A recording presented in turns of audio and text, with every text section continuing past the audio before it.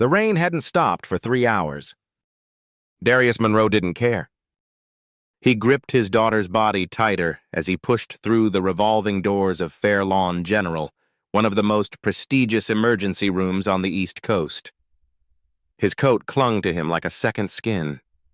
Ariel's tiny limbs, trembling and burning up, were wrapped in his arms like she'd been folded into him at birth and never let go. She wasn't breathing right. Her lips were pale. Her eyes, those bright, curious eyes that used to quiz him on everything from gravity to galaxies, were flickering now, rolling back. Her chest jerked once, then stilled. Darius didn't shout, not yet. He moved straight toward the triage desk, soaked in rain and desperation. "My daughter, she's seizing. She can't breathe." His voice cracked in the sterile, fluorescent light. Behind the counter, a woman in scrubs looked up. Blonde, early 50s, glasses are low on the nose. Her name tag read Gretchen. She didn't get up, didn't move, just blinked once and said flatly, "Please wait in the corner. We'll be with you shortly." The word shortly slid across the air like ice. Darius stared at her. "She needs oxygen, now." Gretchen gave him a once-over. His soaked hoodie, his plain jeans, the lack of a visible Rolex or platinum insurance card, and leaned back in her chair. "Do you have insurance?" It wasn't a question, it was a warning. Just then, another family walked through the door, white, dry, carrying coffee cups and matching fleece jackets. Their toddler was crying, but walking. Gretchen stood up for that one. "Come this way," she said warmly, reaching for a clipboard. "We've got you." Ariel's body convulsed again. Her tiny frame stiffened, then folded. Her mouth bubbled with foam. Darius dropped to his knees right there on the cold linoleum. "Somebody help her!" he shouted, his voice cracking into 100 shards of grief. That's when the security guard showed up. Craig, stocky, white, armed. He put one hand on his belt and the other in the air like he was directing traffic. "Sir, I need you to calm down. You're disturbing patients." "She's dying," Darius barked. "She can't breathe. Do you not see her?" Craig moved closer. "I said calm down, or I will have to escort you out." People looked, but no one moved. No nurse, no doctor, no urgency. Just stillness and judgment. A phone buzzed. Someone started recording. Darius didn't see it. He was too busy whispering into his daughter's ear, trying to keep her conscious. "Stay with me, baby. I've got you. Daddy's here." But in that moment, he wasn't a CEO. He wasn't a major donor to this very hospital. He wasn't the man who'd helped fund the pediatric wing. He was just a black father with a sick child and no visible privilege. And in their eyes, that made him invisible. By the time Ariel's eyes closed, the room still hadn't moved. Darius didn't wait for permission. He turned, shoved past the silent security guard, and sprinted through the rain with his daughter limp in his arms. The hospital doors hissed shut behind him like they were sealing off guilt. He threw her into the back seat, laid her head across a jacket, and hit the gas so hard the tires screamed. He drove blind, one hand on the wheel, the other reaching behind to keep her steady. Wipers fought the storm. Streetlights blurred past. Somewhere between panic and control, he found his voice again. "Talk to me, baby. Don't go to sleep. Daddy's here. I've got you." 37 minutes later, they reached Eastwood Medical, a less prestigious hospital known less for its luxury and more for its integrity. No marble floors, no chandelier in the waiting room, just people doing their job. Within 30 seconds, nurses were rushing her inside. Oxygen mask, vitals check, emergency pediatric team. Not one person asked for insurance. Not one person looked at Darius like he didn't belong.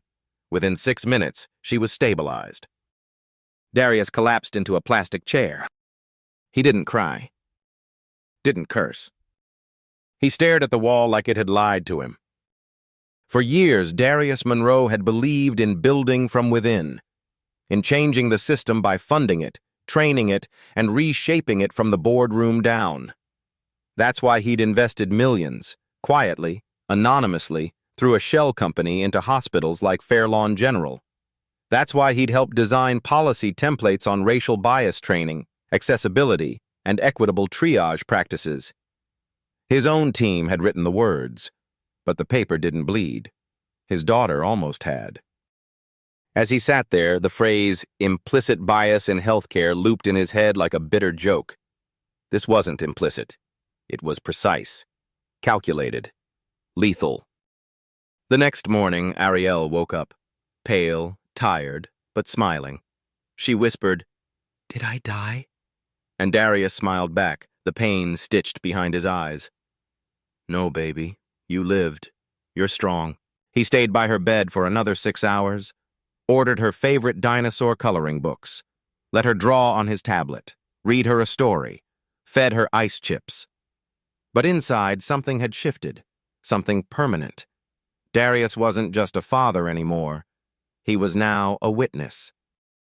That evening, as Ariel slept, he opened his laptop in the hospital room and began the first move in a chain he had once sworn he would never pull. Not out of weakness, but out of restraint. Because he had always believed power, real power, wasn't loud. But that belief had cost his daughter oxygen. He opened a secure drive, one known only to his executive assistant and his legal team. Inside were full board reports, internal memos, and incident logs tied to Fairlawn General. He searched for keywords: racial disparity, ER negligence, and patient complaints. The results weren't few. They were buried. One incident stood out: an 11-year-old black boy who came in with stomach pain. He was sent home with gas. He died of appendicitis 12 hours later. Another, a Latino mother, was left in labor outside because her ID didn't scan. None of these cases made headlines, but they were all logged, paper trails smothered in bureaucracy. He flagged them all. At 3:47 a.m., Darius texted his assistant, "Pull everything on Fairlawn General, legal, financial, operational. Start a forensic trace on triage behavior. I want names, now." He closed the laptop, stood over Ariel, and kissed her forehead. Then he whispered something into her ear that no one else could hear. By sunrise, the air outside Fairlawn General smelled the same: clean, clinical, untouched by what had happened the night before. But inside a midtown penthouse, the war had already begun. Darius stood in his home office. Walls of glass, light spilling across framed degrees from Harvard Law and Johns Hopkins School of Public Health. None of them mattered now, not to him. What mattered was the screen in front of him, 3 monitors glowing with spreadsheets, hospital compliance audits, and decades of unfiled complaints. His assistant, Naomi, appeared on the call window. "We pulled records from the last 18 months. Fairlawn denied ER access or delayed triage for black patients over 23 documented times. 0 investigations, no escalations." Darius didn't blink. "Cross-reference with security footage. I want proof. And find out how often Gretchen's name shows up." "Already ahead of you. She's been written up 4 times. Never disciplined." Darius leaned closer. "And Craig?" Naomi's voice sharpened. "He's a contractor.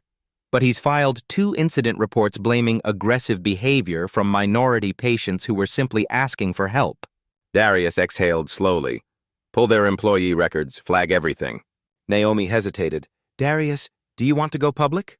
He didn't answer at first. His fingers hovered over a folder labeled DOJ Oversight Contacts. Inside was the direct number of a civil rights investigator he'd met during a federal ethics board meeting, someone who owed him a favor. He clicked the tab but didn't dial. Not yet. "This isn't public," he said. "This is personal and institutional." That afternoon, while the world scrolled past headlines about market crashes and celebrity divorces, a video quietly began circulating on TikTok. It showed a man kneeling on the ER floor, soaked in rain, clutching a child. His voice cracked as he begged for oxygen. In the background, a woman behind the desk turned away. A security guard loomed. The caption read, "This little girl almost died because they didn't think her father looked rich enough to matter." The video had no names, no context, but by nightfall it had 4 million views. Hashtags like neglect, had healthcare disparity, and medical racism began trending. Fairlawn General stayed silent. Inside its pristine boardroom the next morning, panic brewed. Executives gathered to discuss public perception. The acting CEO, Bradley Keener, waved the video off. "It's just another outrage cycle. We don't respond to TikTok drama." But in a quiet conference room across town, Darius was reviewing a very different file. It was a group chat log between ER nurses at Fairlawn.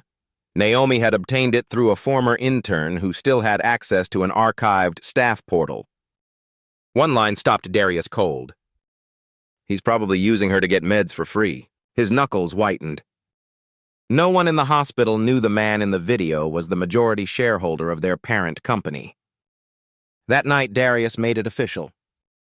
He drafted a formal request for an extraordinary board session, something that, under corporate bylaws, only a shareholder with over 25% equity could call. Darius held 28%, discreetly distributed through Monroe Holdings and 2 silent partnerships. Within 48 hours, the meeting was approved. He didn't ask, he instructed. Inside the boardroom, faces turned as he entered. Most had never seen him in person. They knew the name, the influence, the money, but not the man. Now they did. He placed a single sheet of paper on the table. On it, time-stamped footage of ER negligence, screenshots of chat logs, data analytics on racial bias patterns in Fairlawn's triage system. One executive opened his mouth. "Mr. Monroe!" Darius raised a hand, calm, icy. "Let me be clear. I'm not here to make noise. I'm here to make a structural correction." No one moved. He continued. "Your hospital left a child on the floor because her father didn't fit your profile. You didn't see urgency.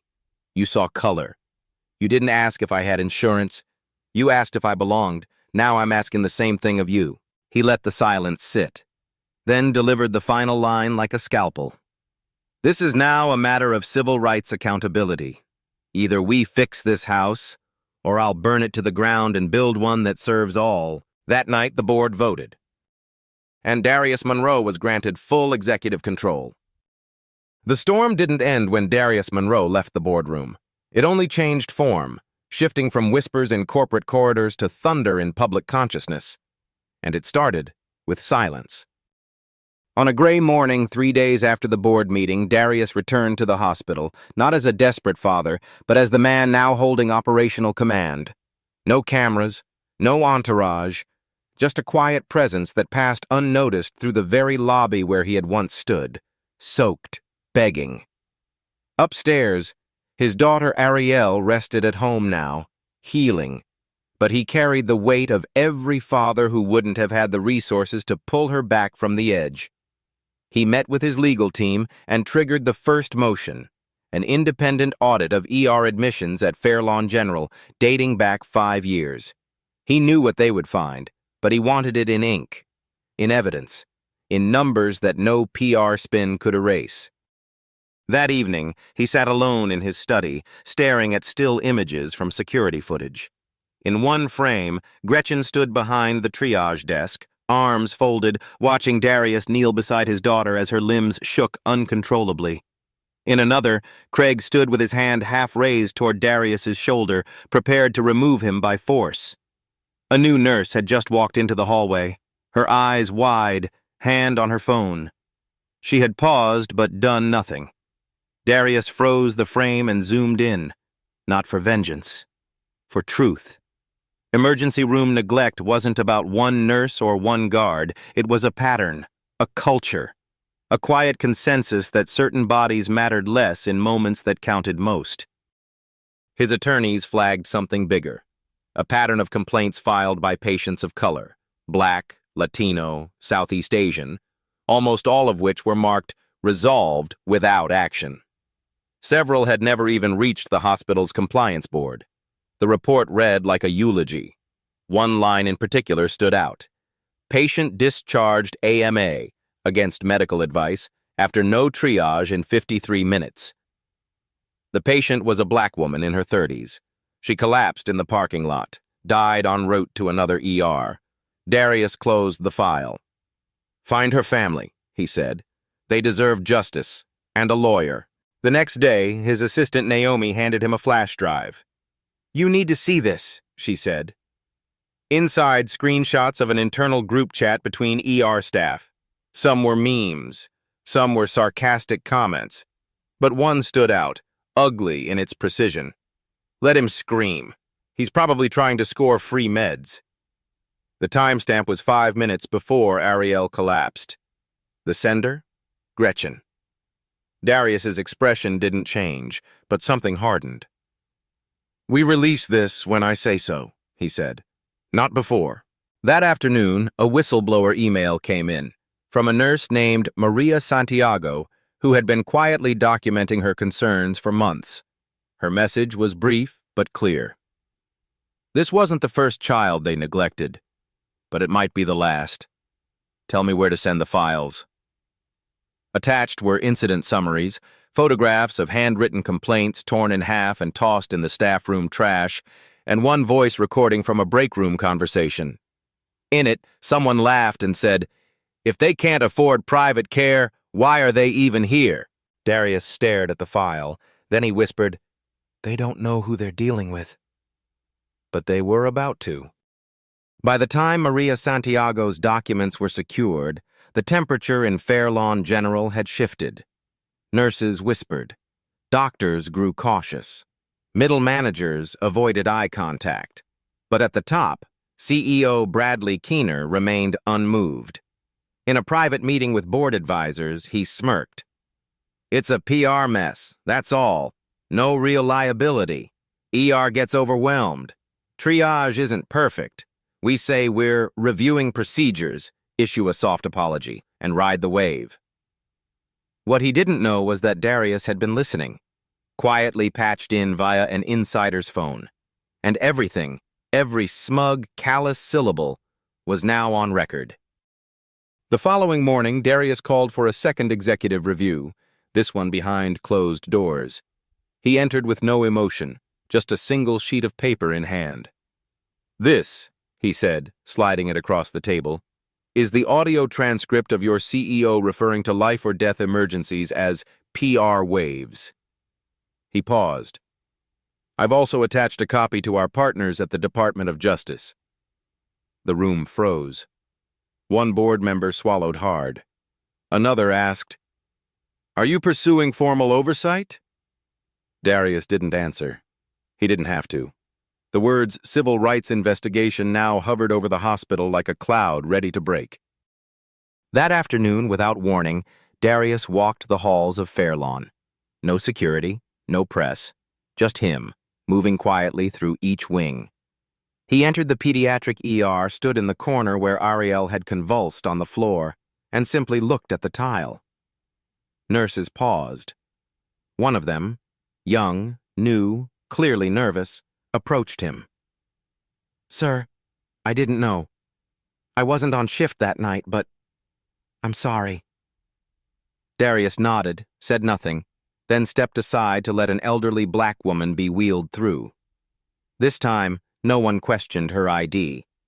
No one asked if she had insurance. And for the first time in years, Darius allowed himself to believe that fear could be used to teach, not just punish. As news of the investigation leaked, the video from that night surged again, but this time with a caption overlaid in white. "He wasn't just a father. He was the man who owned your hospital." The clip exploded. It hit Twitter, then cable news. Headlines flared. "Hospital faces discrimination probe after denying emergency care to CEO's daughter." Subreddits filled with discussions about racial bias in emergency care, and parents across the country began sharing their own ER stories. Civil rights groups called for federal policy reform. A petition demanding full transparency from Fairlawn received 200,000 signatures in 48 hours.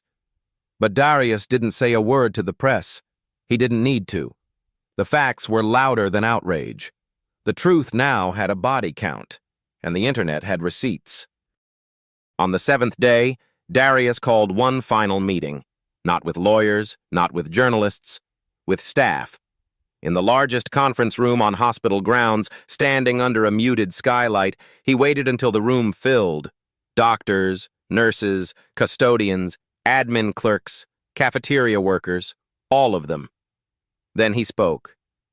No podium, no teleprompter, just truth.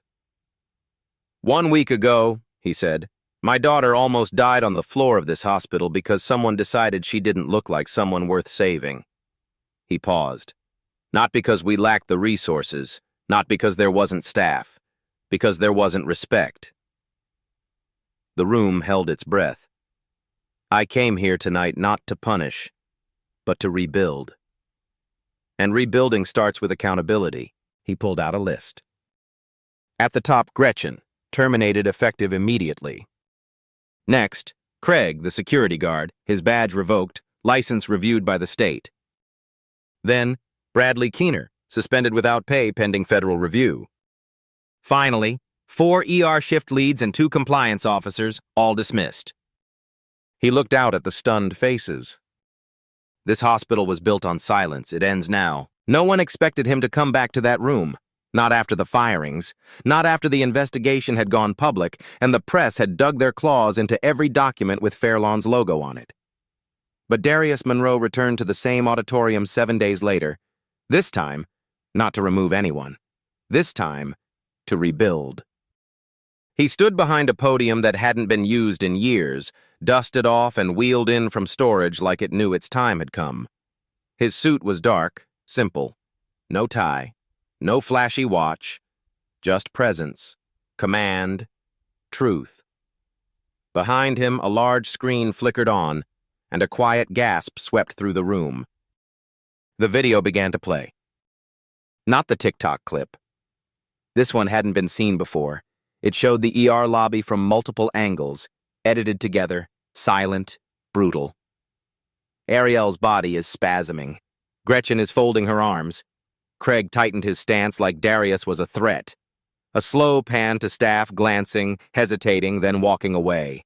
Frame by frame, it dismantled any excuse of busy nights or protocol delays. When the screen went dark, Darius let the silence stretch long enough to become uncomfortable. Then he spoke. That was what this place allowed to happen under its roof, and that was just one night. His voice didn't rise. It dropped, like steel being lowered into water. But I didn't come here to bury this hospital. I came to resurrect it. Different. Accountable. Human. He pressed a button on the podium. Another image appeared. A blueprint. Not of architecture, but of policy. Effective immediately, he said, Fairlawn General will adopt a new operational standard built on 3 core principles: equitable emergency care, zero-tolerance bias enforcement, and federal oversight transparency. Gasps again, but not from fear this time, from something closer to hope. This hospital, he continued, was never meant to be a private club for people who looked like they had insurance. It was meant to be a place where human life was triaged based on urgency, not assumptions. That ends today. There was no applause. Not yet. People were still processing, still stunned by the shift from vengeance to vision. Then came the real twist. As of this morning, Darius said, we are now partnered with the Department of Justice's Civil Rights Division under a new federal initiative targeting systemic discrimination in healthcare systems. Fairlawn General is the pilot model. The impact hit like thunder. Every staff member will undergo not just bias training, but certification in racial equity standards. Complaints will no longer go to internal HR, but directly to an independent patient advocacy board. Body cam-style triage recordings will be standard for all initial assessments. And yes, every family, regardless of income, status, or race, will be offered the same standard of urgency. Every single time. He stepped out from behind the podium and walked slowly toward the edge of the stage. No child, he said softly, should have to collapse on a tile floor to prove they deserve to breathe. The auditorium was quiet. Then came a sound from the back, small feet, a giggle, and then a voice. Daddy? Everyone turned. Ariel Monroe, now smiling, her curls bouncing, wearing a little blue dress, walked slowly down the aisle, her mother just behind her. Darius opened his arms and knelt. She ran into them. And in that moment, every staff member in the room remembered who they were supposed to be. Not gatekeepers. Not guards. but healers. As Ariel settled into her father's arms, the mood in the room shifted, not just softened, but realigned. For a brief, unguarded moment, no one was watching a CEO or a policy reformer. They were watching a father who almost lost his child, and a child who almost didn't get to grow up. Darius stood, lifting her gently with one arm, his other hand gripping the edge of the podium. "This is why we do it," he said. "Not for applause, not for headlines, but so a 5-year-old doesn't have to be lucky to be alive." Then he paused. Let the weight of those words settle. "I didn't need to hold a press conference. I didn't need to fire anyone. I didn't even need to reveal who I was." He looked around the room, locking eyes with a few staff members who had looked away when Ariel was on the floor. "But I chose to. Because accountability without transformation is just noise." The screen behind him changed again. This time it showed the words, "Fair Lawn Redefined, the Human-First Model." Underneath were bullet points, concise but powerful. Independent Bias Oversight Panel. Patient Equity Audits. Emergency Room Intake Monitoring. Protected Whistleblower Hotline. Scholarships for medical students from underserved communities. "This model," Darius continued, "is already being reviewed by multiple hospitals across the country. Some will reject it. Some will adopt it reluctantly. But one day, this won't be reform, it'll be standard." The staff listened in a stunned silence, broken only by the clicking of pens and scribbled notes. Some nodded slowly. Others sat still, taking it all in. But something in their eyes had changed. Not just guilt, understanding. And then came the final reveal. "Many of you didn't know," Darius said, "that for the last 8 years, I've been the anonymous donor behind Fairlawn's expansion. I helped fund your trauma wing, your NICU upgrades, even your diversity brochures." A flicker of uncomfortable laughter rippled through the crowd. "But I stayed hidden for a reason, because I wanted to believe this system could change itself, that if we gave it the right tools, the right language, the right incentives, it would evolve." He looked down for a moment. "I was wrong." He lifted his head.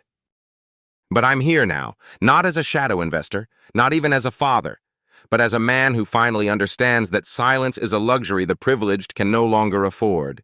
And with that, he handed the microphone to a woman seated in the front row. She was young, black, and wore navy scrubs. A second-year nurse named Keisha, who had watched the incident that night, was frozen. Now, Darius was giving her the floor, the chance to speak. She took a breath, then said, "What happened to Ariel could have happened to my niece, or my godson, or to me when I was a kid. And I didn't stop it, I'm sorry." Darius nodded. "Then help me stop it for the next child." She stepped back. And just like that, a quiet vow passed through the room. Not in words, but in something stronger. A shared sense of duty. That night, a new email went out to every staff member at Fairlawn General. Subject: Welcome to the new standard. Body: As of today, our hospital begins again, not with a ribbon cutting, but with responsibility. We are no longer just caregivers. We are protectors of dignity, of urgency, and of life. Thank you for choosing to stay. Now let's earn that choice. It was signed, Darius Monroe, Chief Transitional Officer, Monroe Medical Equity Initiative, and beneath his name in a smaller font, Father First. Weeks later, Fairlawn General didn't look much different on the outside. Same logo, same marble entryway, same silver nameplate at the front desk. But inside, the air felt different, lighter, cleaner, like something had been scrubbed out that wasn't on the surface. The ER lobby now had a new intake protocol. A digital sign overhead flashed the new triage motto, "See the urgency, not the appearance." A triage advocate, a real human being, not just a clipboard, stood next to every nurse, trained to monitor not only medical conditions, but how patients were being spoken to. A nurse of Haitian descent was now team lead on the night shift, and every wall bore a new emblem, a bronze medallion engraved with the initials AM, Ariel Monroe. At home, Ariel was doing better. Drawing again, eating too many popsicles, asking questions like always. but the most recent one had frozen Darius in his tracks. "Daddy, when I couldn't breathe, why didn't they help us?" He didn't lie to her, he never had. "Because some people forget what fairness looks like," he said, "but we helped them remember." She smiled at that. A small one, but it was enough. That night, Darius stood at the edge of their backyard garden, watching Ariel run between the planters. Her curls bounced in the wind, her laughter carried across the lawn, and the last rays of sun turned the house golden. He closed his eyes, not in peace, but in reflection.